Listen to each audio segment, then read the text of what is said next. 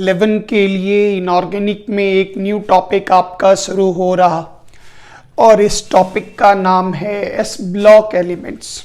S block elements में आपको दो ग्रुप के बारे में पढ़ना है, ग्रुप नंबर 1 और ग्रुप नंबर 2 के बारे में आपको जानना है। सबसे पहला क्वेश्चन होता जो आप कौन सा टॉपिक पढ़ रहे, जवाब मिला एस ब्लॉक एलिमेंट्स। आपसे तुरंत काउंटर क्वेश्चन पूछा गया, आप ये बताएं एस ब्लॉक एलिमेंट से आप क्या समझते हैं, ये बताएं। थ्योरी कहता है किसी भी एलिमेंट को आप ले लें, जैसे हमने ले लिया सोडियम। सोडियम का एटॉमिक नंबर 11 कहता है सोडियम का लास्ट इलेक्ट्रॉन मतलब 11वां इलेक्ट्रॉन, 11th इलेक्ट्रॉन, अगर वो लास्ट के s ऑर्बिटल में आ जाए तो उसे नाम देंगे s ब्लॉक एलिमेंट। मतलब किसी भी एलिमेंट के इलेक्ट्रॉनिक कॉन्फ़िगरेशन में जो लास्ट इलेक्ट्रॉन अगर s ऑर्बिटल में आ जाए तो उसे हम लोग नाम देंगे, वो कहलाएगा s ब्लॉक एलिमेंट्स। जैसे सोडियम का हमने इलेक्ट्रॉनिक कॉन्फ़िगरेशन लिखा 1s2 2s2 2p6 3s1, उसके लास्ट इलेक्ट्रॉन थर्ड ऑर्बिट के s सबसेल में s ऑर्बिटल में आ रहे, इसलिए इसे हम लोग नाम देंगे s ऑर्बिटल का, s ब्लॉक का एलिमेंट्स इसको नाम देंगे। तो इसी आधार पर अगर एक क्वेश्चन हम यहाँ पर ले, छोटा सा एक क्वेश्चन है, आपसे ये पूछा जा रहा आप ये बताएं इसमें से कौन से एलिमेंट हैं जो एस ब्लॉक के एलिमेंट हैं, आप बताएं। तो इसमें काम क्या करना है, हर एलिमेंट का इलेक्ट्रॉनिक कॉन्फ़िगरेशन आपको लिखना है, सबका चेक कर लीजिएगा आराम से। जैसे सल्फर का याद कीजिए 1s2 2s2 2p6 3s2 3p4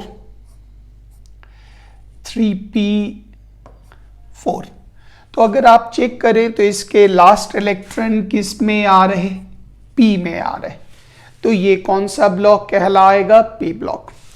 वैसे ही आप जिंक लेंगे तो याद कीजिए, थोड़ा छोटा कर ले, नोबल गैस बना के आर्गन 3d10 4s2, तो इसको s ब्लॉक नहीं बोलेंगे क्योंकि आर्गन के बाद होगा, याद होगा पहले 4s भरता था और 4s के बाद भरता था 3d10, तो ये d ब्लॉक वाला हो गया।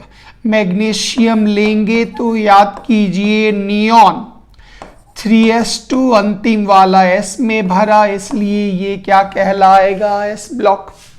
अगर हम एल्यूमिनियम लेंगे तो याद कीजिए नियॉन 3s2 3p1, ये कहलाया p ब्लॉक। तो s ब्लॉक जज करने के लिए आप क्या करेंगे, सबका तेज रफ्तार में इलेक्ट्रॉनिक कॉन्फ़िगरेशन और जिसका लास्ट इलेक्ट्रॉन लास्ट ऑर्बिट के s अंतिम वैलेंस ऑर्बिट के s ऑर्बिटल में आता, उसी को हम लोग नाम देंगे s ब्लॉक एलिमेंट्स। ये पीरियोडिक टेबल के लेफ्ट साइड होगा और इसमें दो ग्रुप होते, ग्रुप नंबर 1 और ग्रुप नंबर 2, दो ग्रुप आपको इसमें प्राप्त होंगे। ग्रुप 1 में आपके पास एलिमेंट हो गए hydrogen, lithium, sodium, potassium, rubidium, caesium और फ्रांसियम। फ्रांसियम एक रेडियो एक्टिव एलिमेंट है जिसका बहुत शॉर्ट हाफ लाइफ पीरियड होता 21 मिनट।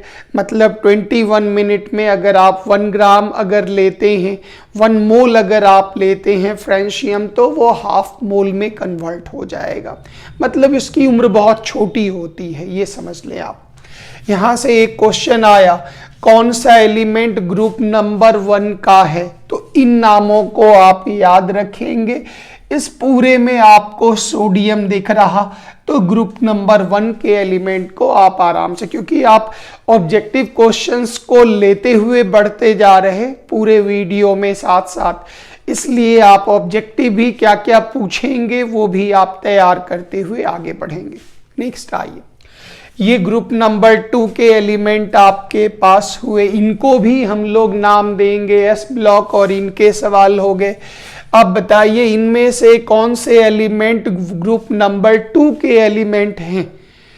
तो आप आराम से निकाल सकते हैं, ये नाम आप इतनी बार पढ़ेंगे जो याद ही रहेगा, beryllium, magnesium, calcium, strontium, barium और रेडियम। तो आप आराम से मैच कर लेंगे, इनमें से जो भी एलिमेंट होंगे वो ग्रुप नंबर 2 के एलिमेंट होंगे।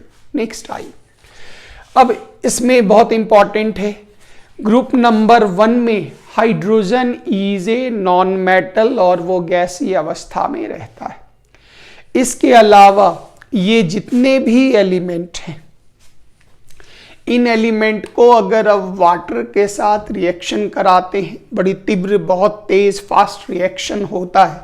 याद होगा सोडियम को पानी में डालने पर उसमें हाइड्रोजन गैस निकलेगा, चिंगारी भी निकलेगी, आग भी लगेगा। तो इसमें ये कहता है चूंकि इन मेटल को अगर आप वाटर में डाल दें तो वो मेटल का हाइड्रोक्साइड बनाएगा जो बेसिक होता, अल्कली होता, क्षारीय होता है। इसलिए आपसे ये पूछा जाएगा क्वेश्चन का सैंपल, बताएं निम्नलिखित में से कौन सा अल्कली मेटल है। तो हाइड्रोजन छोड़कर ग्रुप नंबर 1 में जितने भी एलिमेंट्स हैं उनको हम लोग नाम देंगे अल्कली मेटल्स। ये रेडियो एक्टिव होता, फ्रेंसियम एटॉमिक नंबर 87। तो यहाँ पर आप आराम से ढूंढ पाएंगे sodium is a alkali metal. Next, ये कुछ एलिमेंट का हो गया एस ब्लॉक में। ग्रुप नंबर 1 का हमने डाला टेबल, ग्रुप नंबर 2 आपको अलग से ग्रुप 2 में उसका टेबल मिल जाएगा। हाइड्रोजन के साथ francium symbol, atomic number, electronic configuration, idea है ही, सारी चीज़ों का नाम इतनी बार यूज होगा जो आपको आराम से ये सब नाम याद आ जाएंगे। आइए इनके प्रश्न क्या है। निम्नलिखित में से एस ब्लॉक का कौन सा इलेक्ट्रॉनिक कन्फिग्रेशन होता है? एस ब्लॉक का अलर्ट ग्रुप 1 में अगर हम चलेंगे तो सब में आपको S1 S1 S1 S1 मिलेगा, और ग्रुप 2 में चलेंगे तो सब जगह S2 S2 S2 मिलेगा। दोनों को इकट्ठा कर दे तो याद रखिएगा ग्रुप नंबर 1 के एस ब्लॉक का अगर ग्रुप 1, उसमें 2 ग्रुप पाए जाते, ग्रुप 1 और ग्रुप 2। ग्रुप 1 के कन्फिग्रेशन होते NS1, 2 के होते NS2, और ये पूरा का पूरा हमें किसका मिल रहा है? S block. तो दोनों को इकट्ठा कर दे तो ये हमारा मिलेगा NS1 से लेकर 2। अगर कोई पूछे ग्रुप 1 का कन्फिग्रेशन क्या होगा? NS1 valence. ग्रुप 2 का क्या होगा? NS2। एस ब्लॉक का क्या होगा? तो NS1 से लेकर 2। नेक्स्ट आइए, हाइड्रोजन एक अल्कली मेटल की फैमिली में रखा गया अपवाद स्वरूप, एक्सेप्शनल, क्योंकि हाइड्रोजन का कुछ प्रॉपर्टी ग्रुप 1 से मैच करता, अदरवाइज ये तो नॉन मेटल है। इसलिए एक फुल चैप्टर का नाम है हाइड्रोजन, यूनिट नंबर 9 का नाम है हाइड्रोजन। तो तत्वों को हम लोग अल्कली मेटल्स कहते हैं क्योंकि इन मेटल को वाटर से रिएक्ट कराएंगे, ये हाइड्रोक्साइड बनेगा। उस सॉल्यूशन का पीएच निकालेंगे तो पीएच का मान 7 से ज़्यादा मिलेगा, और आपको पता है जिसका पीएच 7 से ज़्यादा होता वो क्षारीय होता, अल्कलाइन होता। तो इसलिए इसे इसमें क्वेश्चन पूछा गया, इसमें से कौन सा अल्कली मेटल है? हाइड्रोजन ग्रुप 1 का तो है, लेकिन ये तो नॉन मेटल है। सोडियम बिल्कुल है, एल्युमिनियम नहीं है, ग्रुप नंबर 13 का है, और मैग्नीशियम ये ग्रुप नंबर 2 का है। तो यहां आपके आंसर होंगे sodium is your answer. Next I, पूछा गया कौन सा ऐसा है जो अल्कली मेटल नहीं है? तो गौर करिएगा, सोडियम है, बिल्कुल है, लिथियम है, वो भी है, पोटाशियम वो भी है। हाइड्रोजन नहीं है क्योंकि हाइड्रोजन एक नॉन मेटल है। तो इन प्रश्नों को आप देखते हुए आगे बढ़ेंगे। ग्रुप नंबर 1 में आपने देख लिया इनका वैलेंस कन्फिग्रेशन जो होता, हाइड्रोजन को अगर आप छोड़ दें तो इनके कन्फिग्रेशन आपको मिलते हैं नोबल गैस। तो इनके लास्ट कन्फिग्रेशन हमेशा मिलेंगे NS1। और ये अगर चूंकि इलेक्ट्रोपॉजिटिव है, मेटल है, पीरियोडिक टेबल में लेफ्ट साइड पाया जाता, आपको पता है लेफ्ट से राइट जाने पर आकार छोटा होता, नोबल गैस वंडरवाल वो बड़ा होता। तो चूंकि लेफ्ट साइड है इसलिए इसका आकार बड़ा होगा, इसके इलेक्ट्रॉन की डिस्टेंस दूरी भी अधिक होगी, पकड़ कमजोर होगी, आसानी से इलेक्ट्रॉन का लॉस करेगा, इसलिए इसका कॉमन ऑक्सीडेशन स्टेट कितना पाया जाता, +1 पाया जाता है। नेक्स्ट आई, इसमें पूछा जाएगा बताइए ग्रुप नंबर 1 का वैलेंस कन्फिग्रेशन क्या होगा 1 का। तो अभी तुरंत हमने बताया 1 का कन्फिग्रेशन होगा NS1। NS1 ये इसके वैलेंस कन्फिग्रेशन होंगे। नेक्स्ट आइए, अगर पीरियोडिक टेबल को हम यहां पर एक बार डाल दिए ताकि एक बार आप एक झलक इसको देख लें। ये हमारा S ब्लॉक ये हो गया, ये हमारा S ब्लॉक हो गया जो पीरियोडिक टेबल के एकदम लेफ्ट साइड में, लेफ्ट से राइट जाने पर आकार छोटा होता, लास्ट में नोबल गैस बड़ा होता वंडरवाल रेडियस के कारण। तो आकार बड़ा होने के कारण आयनाइजेशन एंथैल्पी कम होगा, आसानी से इलेक्ट्रॉन का लॉस करेगा, ये इसकी खासियत हो गई। ग्रुप नंबर 1 का आकार अभी तुरंत हमने बताया, इसका साइज बड़ा होगा, इसकी आयनाइजेशन एंथैल्पी का मान लो होगा, वेरी लो। रीजन, हर एटम का आकार बड़ा होने के कारण इसके इलेक्ट्रॉन की न्यूक्लियस से दूरी अधिक होगी, पकड़ कमजोर होगी, इलेक्ट्रॉन को निकालने में कम एनर्जी लगेगा, कम ताकत लगेगा, इसलिए इसकी आयनाइजेशन एंथैल्पी का मान लो होगा, कम होगा। तो एक मेटल जब 1 इलेक्ट्रॉन का लॉस, कोई भी एलिमेंट 1 इलेक्ट्रॉन का लॉस करके जब वो पॉजिटिव आयन बनाता गैसीय अवस्था में, गैसेस स्टेट में, तो जितनी एनर्जी, जितना ताकत, जितना जोर, जितना एंथैल्पी चेंज लगा, उसी का नाम हो गया ionization enthalpy. Next, group number 1 के जो एलिमेंट होंगे वो अच्छे मेटल होंगे। क्यों? मेटल की टेंडेंसी इलेक्ट्रॉन लॉस करने की होती है। अच्छे रिड्यूसिंग एजेंट भी होंगे, इसकी व्याख्या, एक्सप्लेनेशन आगे भी मिलेगा, और अच्छे बेसिक के बिहेवियर भी इनका होता है। इन पूरे पॉइंट को अलग अलग इंडिविजुअली तोड़ के भी बताया गया। अल्कली मेटल जितने भी होते दे आर वाइट मेटल्स। क्यों? क्योंकि इसमें सारे के सारे, क्योंकि सारे अल्कली मेटल 1 इलेक्ट्रॉन का लॉस कर लेने के कारण इसके सारे इलेक्ट्रॉन पेयर्ड होते हैं, इसलिए ये डाईमैग्नेटिक होते, पहले से पता है, डाईमैग्नेटिक टोटल पेयर्ड इलेक्ट्रॉन। और इसके अलावा ये कलरलेस होते, इनके ये मेटल जितने भी होते ये कलरलेस सिल्वरी वाइट मेटल होते, चांदी जैसा चमकता हुआ। ये मुलायम भी होते। क्यों?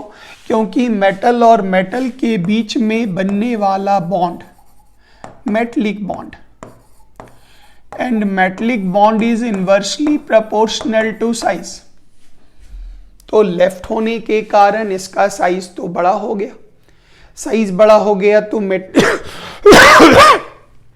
मेटलिक बॉन्ड की शक्ति भी कमजोर हो गई, और मेटलिक बॉन्ड की शक्ति अगर कमजोर हो गई तो दे आर सॉफ्ट मेटल्स। इनको चाकू से आराम से काटा जा सकता है, आराम से काटा जा सकता है। प्लस इस पर चार्ज भी कम है, क्योंकि सब पर चार्ज कितना बनता, +1 +1 +1, एक एक इलेक्ट्रॉन का लॉस करते गया, इसलिए चार्ज भी कम है।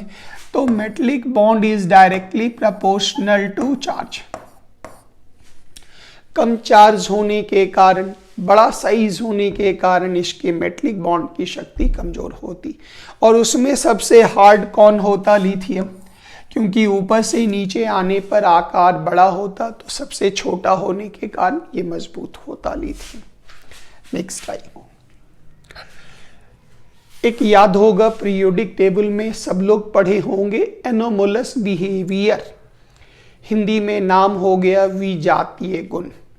मतलब आप पीरियड 2 के जितने भी एलिमेंट होते हैं, पीरियड 2 के जितने भी एलिमेंट होते, उनका प्रॉपर्टीज अपने ग्रुप के बाकी एलिमेंट के साथ मैच नहीं करता अच्छे से, काफी प्रॉपर्टीज अलग पाया जाता है, इसी को नाम देते एनोमोलस बिहेवियर। इसका कारण हो गया जो लिथियम हो या बेरिलियम हो या बोरन हो, जिस किसी भी हम ग्रुप आपको पढ़ाएंगे तो याद रखिएगा पीरियड 2 के एलिमेंट कौन सा गुण दिखाते? एनोमोलस बिहेवियर दिखाते। इसका कारण small atomic and ionic size, ऊपर है ऑटोमेटिक है, आकार छोटा होगा। उसका आयनाइजेशन इंथैल्पी हाई होगा, इलेक्ट्रॉन गेन इंथैल्पी, इलेक्ट्रोनिगेटिविटी सब हाई होगा। और उसमें डी ऑर्बिटल बिल्कुल एब्सेंट है, क्योंकि सेकंड ऑर्बिट में याद होगा सिर्फ एस और पी ही होता है। उसमें छोटा आकार होने के कारण मेटलिक बॉन्ड मजबूत होता।